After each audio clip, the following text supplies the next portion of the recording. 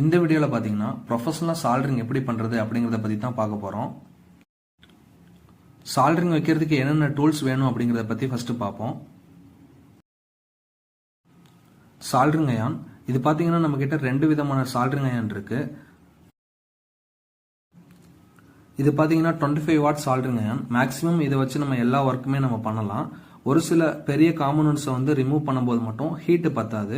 அந்த டைமில் வந்து நம்ம கொஞ்சம் கஷ்டப்பட்டு அந்த காம்போனண்ட்டை ரிமூவ் பண்ணுற மாதிரி இருக்கும். மற்றபடி இதை வச்சு மேக்ஸிமம் எல்லா ஒர்க்குமே பண்ணலாம்.